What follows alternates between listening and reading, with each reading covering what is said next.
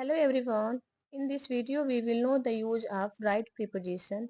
इस वीडियो में जानेंगे कौन सा right preposition हमें यूज करना है. ठीक है, इन सेंटेंस में फिल करना है. यहाँ आपको दो ऑप्शन दिए गए हैं, उसमें से वन ऑप्शन आपको चूज करना है. बताना कौन सा राइट प्रीपोजिशन है. So let's know. I am devoted dash my country. To होगा या फॉर होगा, गेस करिए विच वन इज करेक्ट. तो यहाँ पे बता दे टू इज राइट प्रीपोजिशन होगा. मैं अपने देश के प्रति समर्पित हूँ. क्लियर. दो second, don't throw stones dash the madman. To होगा या एट होगा, विच वन इज करेक्ट. तो यहाँ पे कौन सा सही होगा, तो यहाँ पे बता दे at preposition is right preposition. ठीक है, बिकॉज आप ध्यान दीजिएगा, जब भी कहीं हम कोई चीज टारगेट करके बात करते हैं, जब किसी चीज को, ठीक है, किसी चीज को, टाइम को, या आप कह रहे हैं प्लेस के बारे में आप टारगेट करके बात करते हैं, तो वहां पे हम मैक्सिमम, मतलब मोस्टली आप वहां पे एड प्रीपोजिशन का यूज करेंगे. Mostly. He has been beaten dash his father dash a stick. कौन सा राइट होगा, दोनों राइट है, लेकिन आपको इस स्पेस में कौन सा फिल करना है, गेस करिए. मतलब वह, उसके उसके पिता ने डंडे से पीटा. ठीक है, तो डंडे से, तो स्टिक के लिए हमेशा कोई ना कोई औजार या टूल्स का यूज होता है. ठीक है, तो यहाँ स्टिक क्या है, एक प्रकार से औजार के रूप में है, मतलब टूल्स के रूप में है. तो यहाँ पे विद प्रीपोजिशन लगेगा. ठीक है, सेकेंड वाले में विद लगेगा और फर्स्ट वाले में बाय प्रीपोजिशन लगेगा. He shoot dash the word. To होगा या एट होगा, which one is correct, guess करिए. मतलब उसने पक्षी को गोली मार दी. तो मैं बताई ना कि जब कोई चीज टारगेट करके हम काम करते हैं, ठीक है, कोई व्यक्ति को या कोई पर्सन को या समय को, प्लेस को, टाइम को, जो भी वो टारगेट करते, पॉइंट करके बात करते हैं, मतलब पक्षी को गोली मारी तो टारगेट क्या होगा, तो यहाँ पे at preposition is right preposition.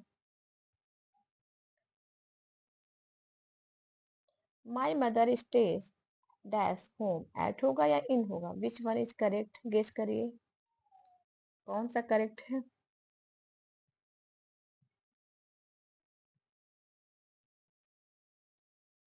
जब कोई फिक्स प्लेस की बात होती है, मैंने बताया ना फिक्स प्लेस की बात हो रही है यहाँ पे, तो यहाँ भी एट प्रीपोजिशन का ही यूज होगा. At is right preposition. The poor had to go dash food. गरीबों को बिना भोजन के रहना पड़ा.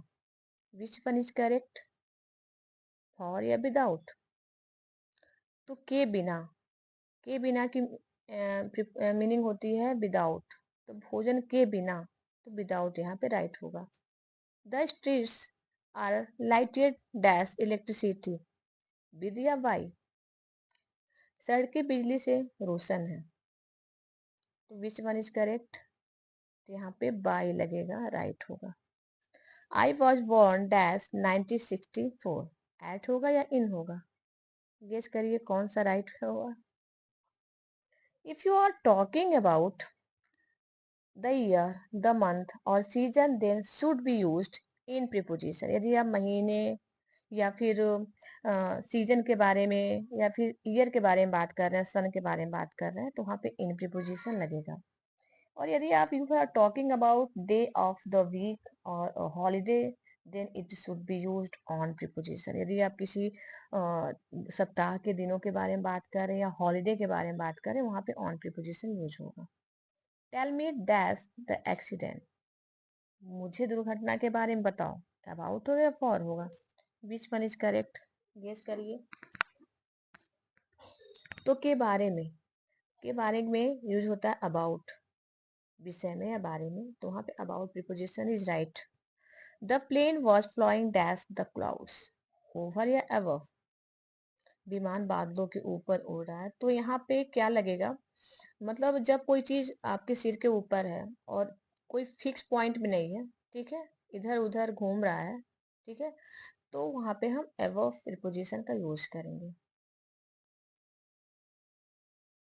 Rice sells dash 10 rupees kilo, 10 रुपए किलो में चावल बिकता है 1 किलो।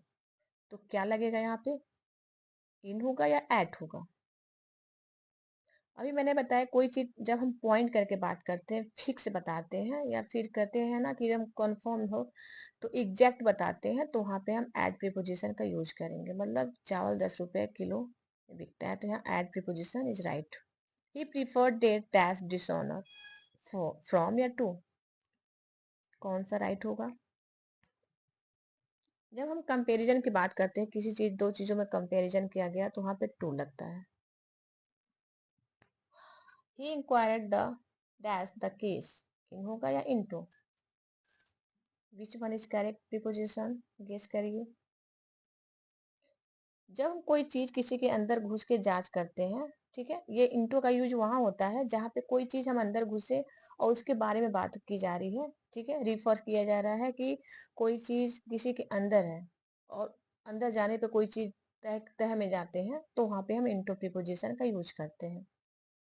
तो वो भी केस के अंदर घुसा होगा और फिर केस की जांच की होगी, तो यहाँ पे into preposition is right. Can you swim dash the river, क्या आप नदी पार कर सकते हैं तैर के? क्या आप नदी तैर के पार कर सकते हैं? तो यहाँ पे इन होगा या cross, beach one is correct? तो तैर के मतलब पार करेगा तो तैर के करेगा, तो वहां पे क्रॉस, क्रॉस में यूज होगा उस पार। Hamlet was written dash Shakespeare, to या बाय? हेमलेट शेक्सपियर के द्वारा लिखा गया है, तो यहाँ पे बाय प्रीपोजिशन। जब कोई डोवर हो, किसी के द्वारा कोई चीज लिखा जाता है, डोवर होता है मतलब करता होता है, उसके द्वारा कोई चीज लिखा जाता है, तो वहाँ पे हम बाय प्रीपोजिशन का यूज करते हैं, is right preposition. So thanks for watching. नए वीडियो के साथ फिर आते हैं और उसी प्रीपोजिशन के साथ फिर आते हैं। सो अगर आपको कोई प्रॉब्लम हो तो आप जरूर कमेंट करके बताएं। और thanks for watching once again.